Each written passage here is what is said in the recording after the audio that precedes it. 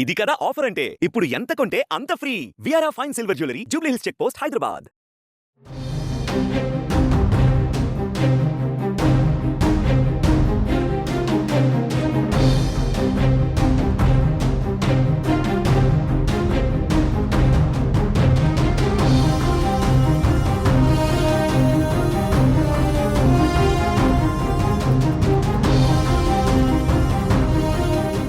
AP రాజకీయాలలో కీలక పరిణామం చోటు చేసుకుంది. ఎమ్మెల్యే కోటాలో నిర్వహించే ఎమ్మెల్సీ ఎన్నికలకు తెలుగుదేశం, బీజేపీ, జనసేన కూటమిలో భాగంగా జనసేన అభ్యర్థిగా కొణిదెల నాగబాబు పేరును పార్టీ అధ్యక్షులు డిప్యూటీ సీఎం పవన్ కళ్యాణ్ ఖరారు చేశారు. పార్టీ రాష్ట్ర ప్రధాన కార్యదర్శిగా నాగబాబు సేవలందిస్తున్నారు. ఎమ్మెల్సీ అభ్యర్థిగా నాగబాబు త్వరలో నామినేషన్ దాఖలు చేయనున్నారు. ఈ సందర్భంగా నామినేషన్ దాఖలు చేయాలని మెగా బ్రదర్కు సమాచారం ఇచ్చారు.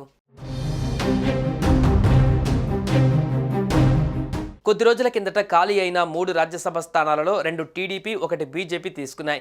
రాజ్యసభ అభ్యర్థుల ఎంపిక సమయంలో నాగబాబును మంత్రివర్గంలోకి తీసుకోబోతున్నట్లు టీడీపీ అధ్యక్షుడు చంద్రబాబు ప్రకటించారు. పవన్ కళ్యాణ్ కోరిక మేరకు తొలుత ఆయన్ను మంత్రివర్గంలోకి తీసుకోవాలని ముఖ్యమంత్రి చంద్రబాబు భావించారు.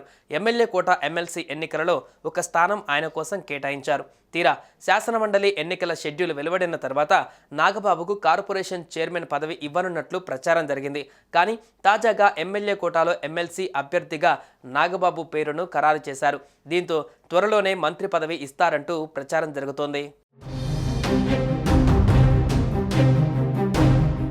కూటమి పొత్తుల్లో భాగంగా జనసేనకు 4, బీజేపీకి 1 మంత్రి పదవి ఇవ్వాల్సి ఉంది. దాంతో భర్తీ కావాల్సిన ఆ స్థానంలో నాగబాబుకు అవకాశం ఇవ్వనున్నారు.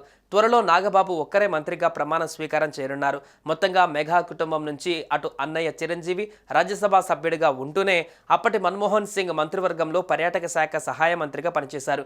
ఆ తర్వాత పవన్ కళ్యాణ్ జనసేన అధినేతగా ఏపీ ఉప ముఖ్యమంత్రిగా కూడా ఉన్నారు. ఇప్పుడు అదే ఫ్యామిలీ నుంచి మెగా బ్రదర్ నాగబాబు త్వరలో ఆంధ్రప్రదేశ్ చంద్రబాబు మంత్రివర్గంలో మంత్రి కాబోతున్నారు. ఒక రకంగా ఒకే ఇంట్లో 3 వ్యక్తులు కమ్ హీరోలు, మినిస్టర్స్ అయిన ఘనత కొణిదెల ఫ్యామిలీకే దక్కుతుంది. నాగబాబుకు మంత్రిగా ఏ శాఖను కేటాయిస్తారో చూడాలి. సుమన్ టీవీలో మీ పర్సనల్ అండ్ బిజినెస్ ప్రమోషన్స్ కోసం కింది నెంబర్కి కాంటాక్ట్ చేయండి.